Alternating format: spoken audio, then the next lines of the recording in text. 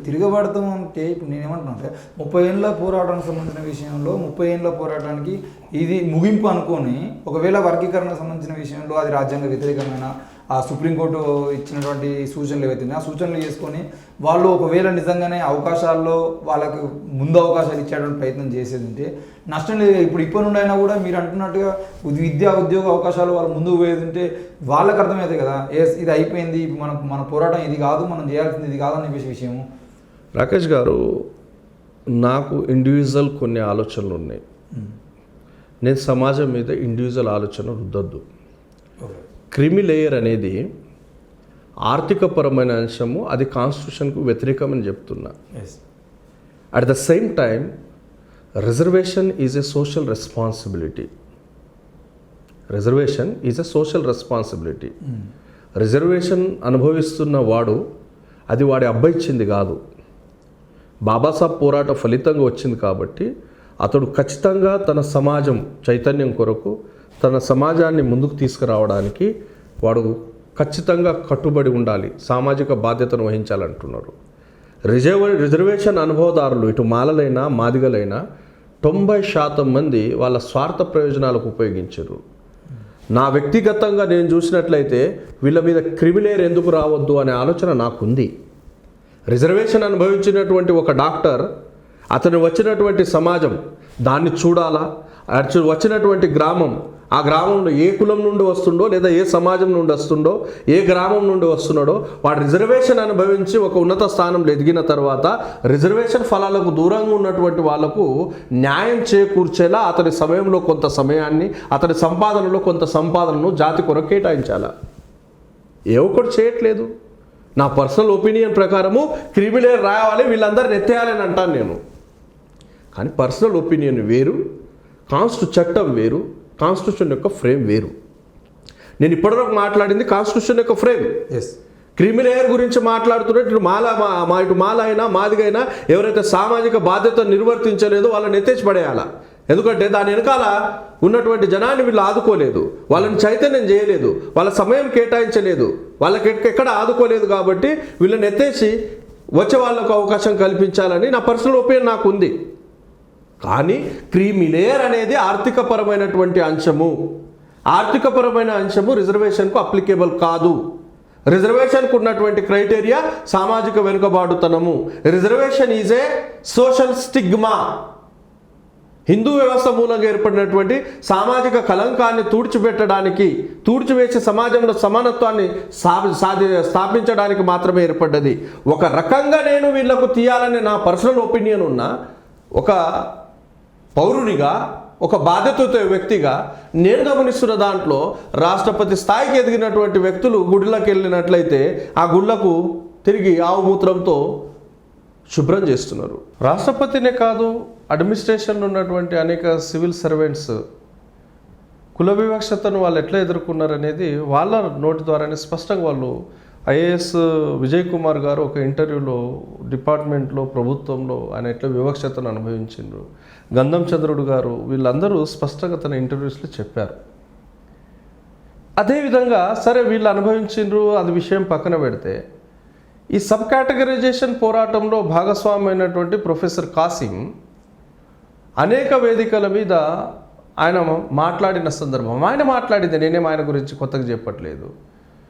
నాకు ఉద్యోగం వచ్చిన తర్వాత నేను పెళ్లి చేసుకున్నాను, మా భార్య రెడ్డి భార్య అయినప్పటికీ మేము హైదరాబాద్లో అనేక ప్లేసెస్లో రెంట్ కొరకు ఇల్లు అడగడానికి వెళ్ళినట్లయితే కులం కారణం చేత మాకు ఇవ్వలేదు అని. ఇక్కడ ప్రొఫెసర్ కాసిం నెత్తిలో అసలు ఏముందో నాకు అర్థం అవ్వట్లేదు. నువ్వు ఒక ప్రొఫెసర్వి, నీ భార్య రెడ్డి అయినప్పటికీ నీకు ఈరోజు కులం కారణం చేత ఇల్లు అద్దెకు దొరకట్లేదు, రేపు ఈ సబ్ కేటగరైజేషన్ అయినా క్రిమిలేయర్ అయినా వచ్చేదైనా ఇది ఆర్థిక వెనుకబాటుతనం మూలంగా రాలేదు. నీ సామాజిక వెనుకబాటుతనం పోయిందా? నువ్వు ప్రొఫెసర్ అయినంతనా? రెడ్డి అమ్మాయిని చేసుకున్నంత మాత్రాన పోయిందా? సామాజిక వెనుకబాటుతనం పోలేదు, కుల వివక్షత కారణం చేత నీకు రూమ్ రెంట్ దొరకలేదు. మరి ఈరోజు నువ్వు సబ్ కేటగరైజేషన్ గురించి మాట్లాడుతావు, క్రిమిలేయర్ గురించి మాట్లాడుతున్నావు. అసలు నెత్తి ఉన్నట్టా లేనట్టా? నువ్వే ప్రత్యక్ష బాధితుడివి. నువ్వే అంటున్నావు నాకు కులం పేరిట రూమ్ రెంట్కు దొరకలేదని. మరి ఏ బేసిస్ మీద మాట్లాడుతున్నాం? ఇప్పుడు సుప్రీంకోర్టు తీసుకొచ్చిన జడ్జిమెంట్లో ఒక సబ్ కేటగరైజేషన్ ఒక అంశమే, 139 పేజీల జడ్జిమెంటే. రిమైనింగ్ మొత్తం గవాయి ఆధ్వర్యంలో మిగిలిన 3 జడ్జిలు కలిసి ఇచ్చినటువంటి జడ్జిమెంట్ మొత్తం క్రిమిలేయర్ గురించే ఉంది. క్రిమిలేయర్ అప్లికేబుల్ అయితే ఆర్థికపరమైన వెనుకబాటుతనం మీద అప్లికేబుల్ అవుతుంది. అప్లికేబుల్ అయినట్లయితే నీ సామాజిక వెనుకబాటుతనం పోయినట్ట. ప్రొఫెసర్ కాసిం సమాజానికి సమాధానం ఇవ్వాలి. అది పర్సనల్ ఒపీనియన్ ఉండడం వేరు. నేనే అన్నాను, పర్సనల్ ఒపీనియన్, వీళ్ళు బాధ్యతను విస్మరించారు కాబట్టి వీళ్ళ రిజర్వేషన్ ఎత్తేయాలని నాకు కోపం ఉంది. కానీ నేను కాన్స్టిట్యూషన్ ఫ్రేమ్ గురించి మాట్లాడుతున్నా, చట్టం గురించి మాట్లాడుతున్నా. పర్సనల్ ఒపీనియన్ ఉండడం వేరు, చట్టం గురించి మాట్లాడడం వేరు. Okay, justice Gavai personal opinion చెప్తున్నాడు. జస్టిస్ గవాయ్ గురించి మాట్లాడమంటారా? అతడు అన్న ప్రిన్సిపల్ సెక్రటరీగా ఉన్నప్పుడు, వాళ్ళ నాన్న డిప్యూటీ స్పీకర్గా ఉన్నప్పుడు, ఎక్కడ? మహారాష్ట్రలో. ఇద్దరు గవాయే. నాందేడ్లో ఒక గవాయ్ కుటుంబం 2 అన్నదమ్ములై కళ్ళు తీసేసారు కుల వివక్షత కారణం చేత. వీళ్ళ అన్న నోరెత్తలేదు, వీళ్ళ నాన్న నోరెత్తలేదు. వీళ్ళ అన్న నోరెత్తలేదు కాబట్టి ఇతను పార్లమెంటు సెక్రటరీగా ప్రమోషన్ వెళ్ళిండ్రు. ఈయన ఏమో డిప్యూటీ ఉన్నవాడు స్పీకర్ అయిపోయిండు. ఆ కుటుంబ నేపథ్యం నుండి వచ్చినటువంటి వాళ్ళు వీళ్ళు. ఏం తెలుసు జస్టిస్ గవాయ్కు?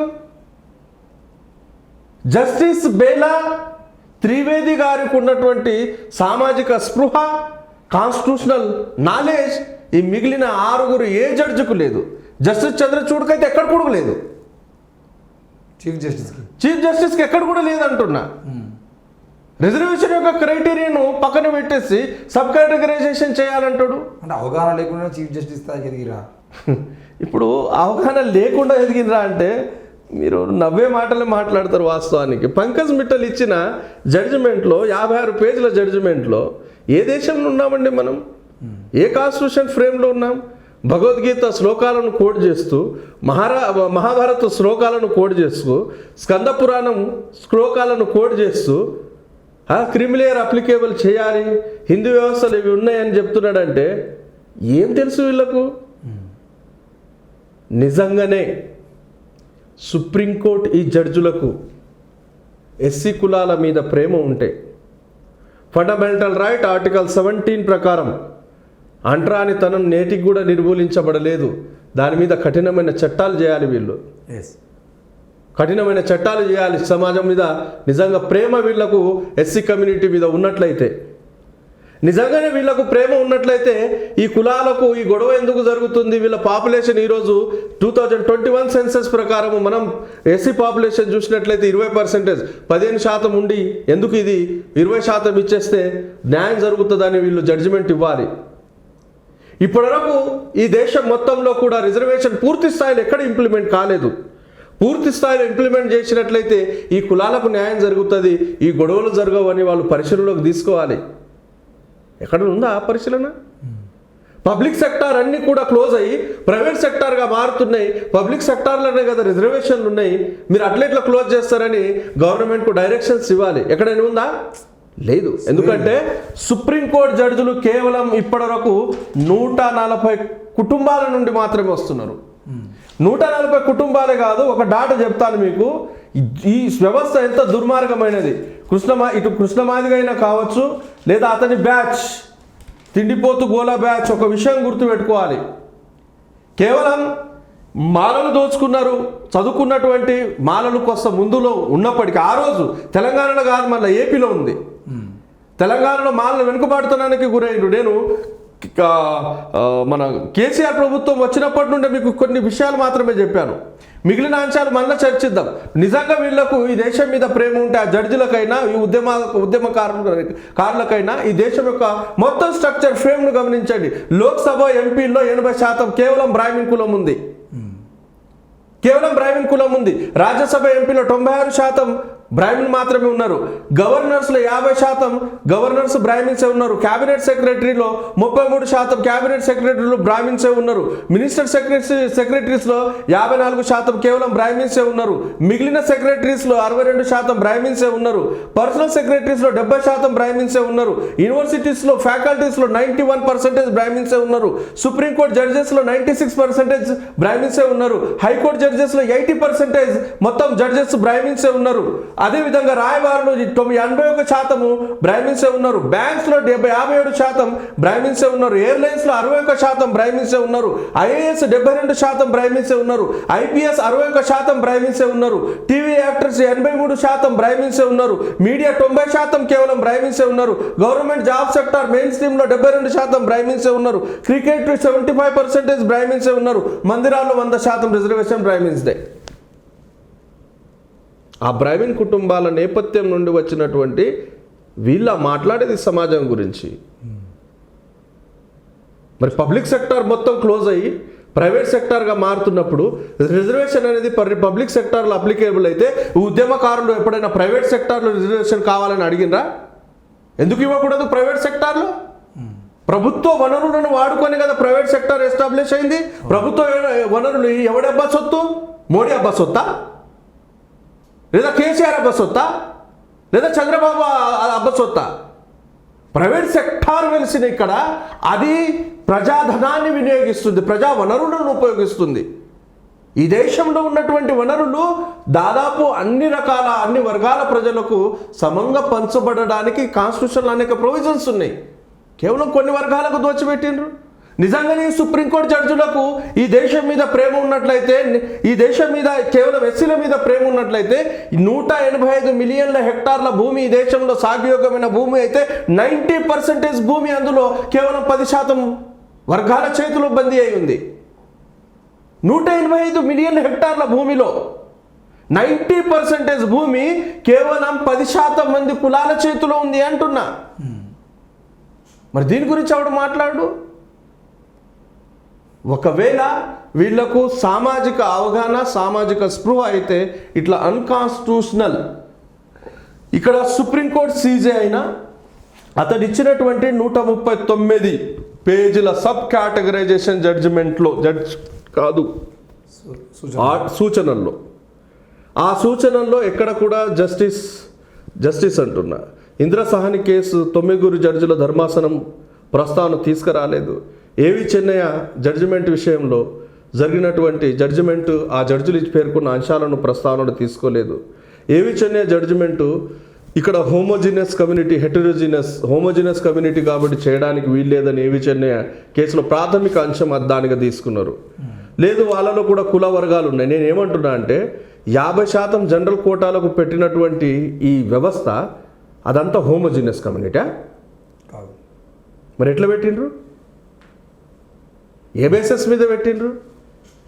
ఈ విధంగా కేవలం ఎస్సీ కులాల్లో బాబాసాహెబ్ అంబేద్కర్ గారిని బలపరుస్తున్నటువంటి ఈ కులాల్ని నిర్వీర్యం చేయడానికి మాత్రమే బ్రాహ్మణీయ వ్యవస్థ ద్వారా కుట్రపూరితంగా వచ్చినటువంటి అంశం తప్ప ఇందులో ఒక కులం యొక్క సామాజిక వెనుకబాటుతనం లేదా అతని చదువుపరమైన వెనుకబాటుతనం అనేది ఎక్కడా క్రైటీరియా కాకుండా ఆర్థికపరమైన వెనుకబాటుతనం అది కాన్స్టిట్యూషన్ ఫ్రేమ్కు భిన్నంగా ఉన్నప్పటికీ తెర మీదకి తీసుకొచ్చి కులాల మధ్య పేచి పంచాయతీ పెడుతున్నారు.